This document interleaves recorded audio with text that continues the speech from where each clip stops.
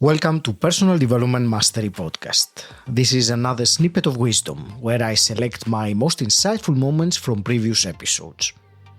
Today's snippet comes from the career coach Anna Urnova, who talks about why midlife doesn't have to mean decline, and about the wake-up call to reconnect with your purpose. Keep listening to discover how clarity of direction can reignite your energy and unlock a more fulfilling life. Let's dive right in. First of all, I would say, even though the signs are quite common, what's important is the message I would like to share with your audience that it's not normal it's just not normal in a way that it doesn't mean that now this is how your rest of the life should be. And you should just settle and accept that youth is gone. And basically that's the way. You just have to suffer and self-sacrifice because believe me, a lot of men believe that's the way. They believe that's the way. They believe that, okay, well, now it's just kind of downhill from here. I literally get comments and messages. Yeah, it's all downhill from here, right? And guys, this is just too early to be downhill from here. So, and I believe that the first thing is to accept this is common, but then see it as an opportunity, right? See it as an opportunity. Another thing is like a lot of guys do, and which you said is when they stuck, because what happens, men lose sight, they lose sense of direction, they lose clarity. And to a man, this means often loss of energy. These two things are very connected for men because let's say, okay, I'm generalizing here, but let's say there's masculine, there's a feminine energy. And generally, if you're a man, then masculine energy will be dominated, especially if, like my clients, mostly they're ambitious, they're career-oriented, they overachiever often, right? The kind of pace setter type guys. When they lose clarity and sense of direction, it's like the whole world is falling apart from them. Yeah. So that's why I believe the first step is the most important for men. It's to regain purpose. So regain the sense of direction, because once that happens, boom, the rest kind of dominoes fall into place. Not automatically, still need some work done, but I believe this is really important.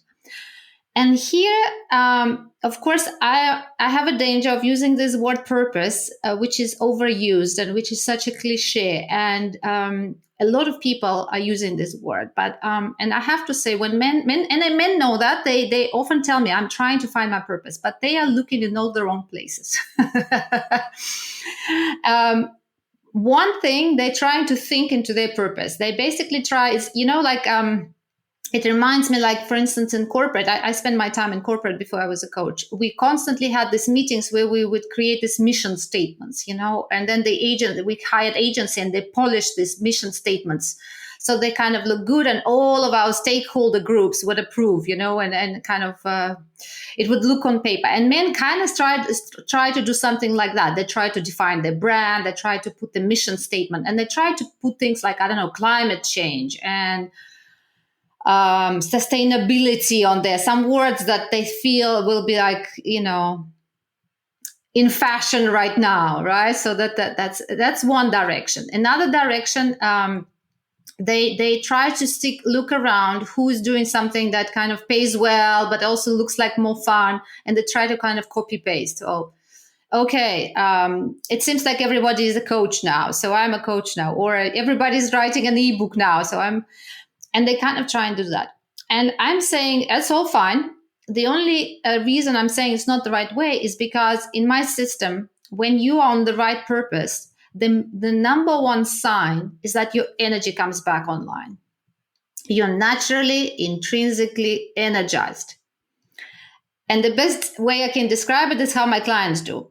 When they're on purpose, it's like, for instance, imagine you've just had a hard day at work, and you're on your couch and you don't want to see anyone, and you only can maybe browse, channels on TV or something, or not even that.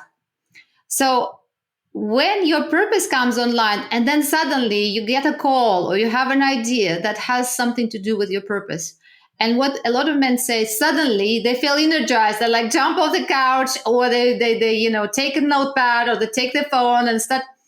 And suddenly it's like a door opens. Says, I'm exhausted, I'm tired, and I'm energized at the same time. I think it's not the only example of being on purpose, but it's one.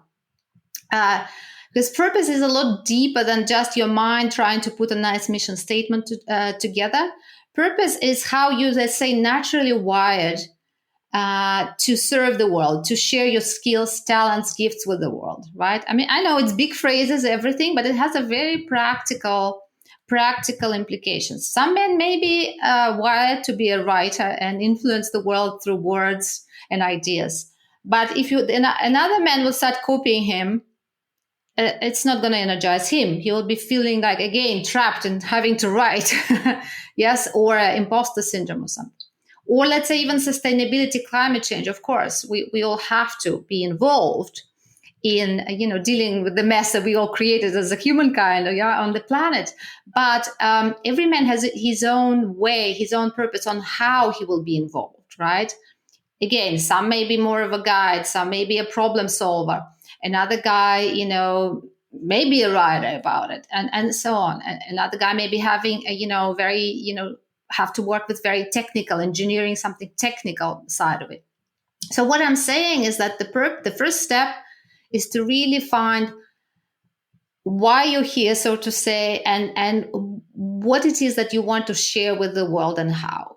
Yeah, because that will define the direction, let's say the North Star of how the rest of your career and life will develop for you, right?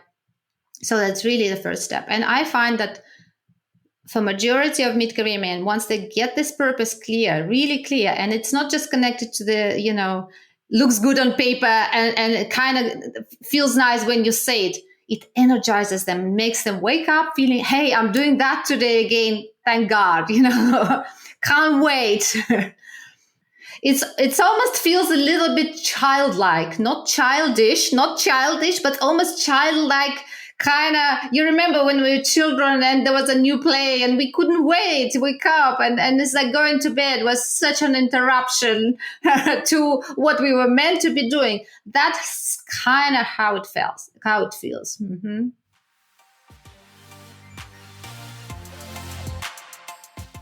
Thank you for listening.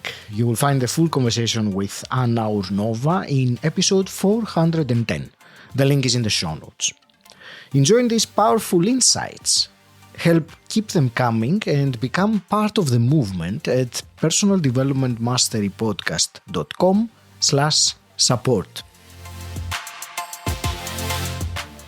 Until next time, stand out, don't fit in,